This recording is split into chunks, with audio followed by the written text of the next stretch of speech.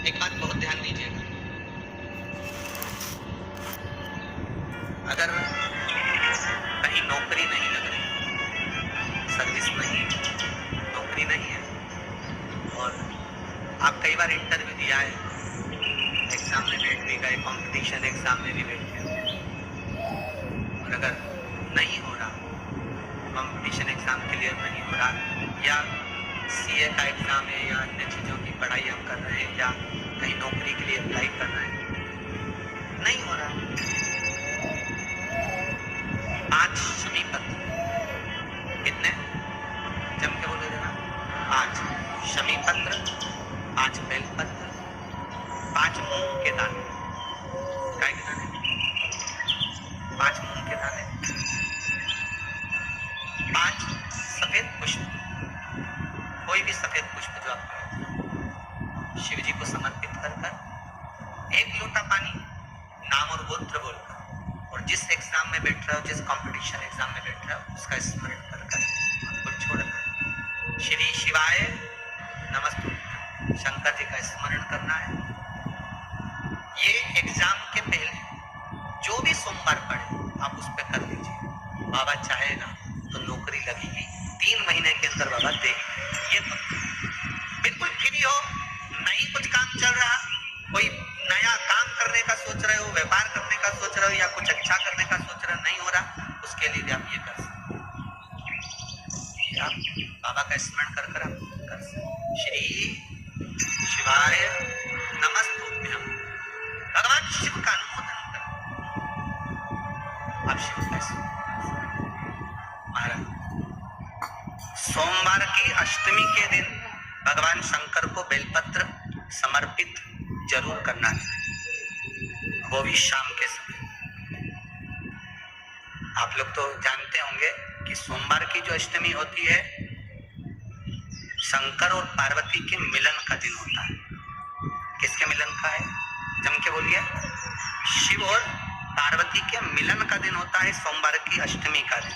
साल भर में लगभग 4 या 5 सोमवार की अष्टमी पड़ती है, इससे ज्यादा नहीं पड़ती। पर भाग्यशाली हो आप सब, अब की बार तो लाइन से 2 बार पढ़ रही है, शायद एक 27 दिसंबर की पढ़ना चाहिए और एक 10 जनवरी की पढ़ना चाहिए, जहाँ तक ऐसा उम्मीद है, देखा नहीं पंचा, और ऐसा उम्मीद है कि 27 दिसंबर की पढ़ना चाहिए और 10 जनवरी की पढ़ना चाहिए। सोमवार अष्टमी शिव और पार्वती के मिलन का दिन होता है, सोमवार की अष्टमी। इसमें माँ जगत जननी जगदम्बा अपनी 64 योगिनियों को लेकर शंकर भगवान के सामने नृत्य करती है जब सोमवार की अष्टमी पड़ती है। जैसे शिवरात्रि का महत्व होता है, उसी तरह सोमवार की अष्टमी का महत्व होता है। शंकर भगवान की कथा कहती है, सोमवार की अष्टमी पड़ने वाले दिन अगर बेलपत्र पर केसर का भाग लगाकर, ओम लिखकर केसर का ही तिलक लगाकर मां आदिशक्ति गणेश जी रिद्धि सिद्धि के नाम से 7 बेलपत्र शिव को समर्पित कर कर लाल वस्त्र में उसको बांधकर, जिसका व्यापार व्यवसाय या नौकरी सर्विस नहीं हो, बहुत कष्ट चल रहा हो, बहुत जिंदगी में दुख चल रहा हो, उसको 2-1 महीना रख कर देखो, बाबा लाइन लगा देगा आपकी संपदा की ओर, आपका हाथ पकड़ देगा। सोमवार की अष्टमी शिव को रिझाने की होती, भगवान शंकर को मनाने की, शिव को प्राप्त करने का एक साधन। जिन लड़का लड़कियों का विवाह नहीं होता, सोमवार के अष्टमी के दिन अशोक सुंदरी वाली जगह, सबको मालूम है ना अशोक सुंदरी की जगह, अशोक सुंदरी वाली जगह पर 7 हल्दी की बिंदी रख दी जाए, लड़का लड़की जिसका विवाह नहीं हुआ उसका हाथ रख दिया जाए, और वही हाथ के छापे पीपल के वृक्ष पर 5 लगा दिए जाए, महाराज 3 महीने में उसका विवाह पक्का हो जाता है। सोमवार की अष्टमी का इतना भाव है, सहज नहीं है सोमवार की अष्टमी। शिव और आदिशक्ति का मिलन है सोमवार की अष्टमी, भगवान शंकर और पार्वती का मिलन।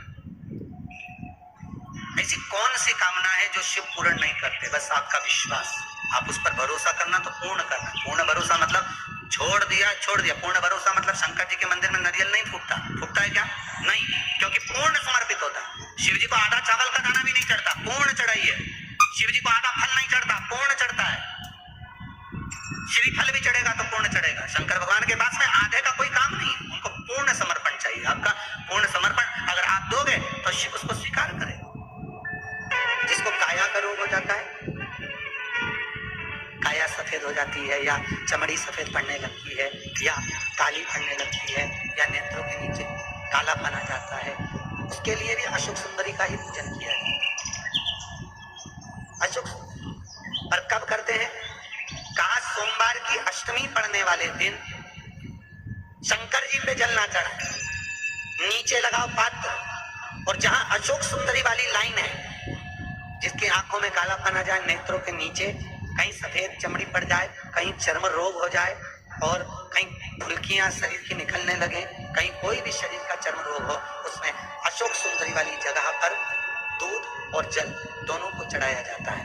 दोनों को चढ़ाकर उसको पात्र में झेला जाता है।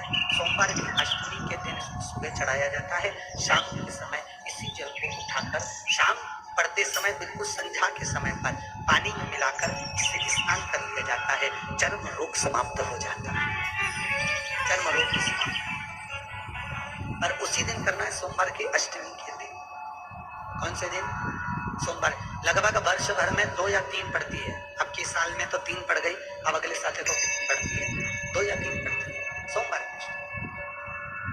चर्म रोग तक को मिटा देती है अशोक सुंदरी की प्रमाण, क्योंकि अशोक सुंदरी सुंदरता प्रदान करने वाली, अशोक सुंदरी निर्मलता देने वाली, श्रेष्ठता।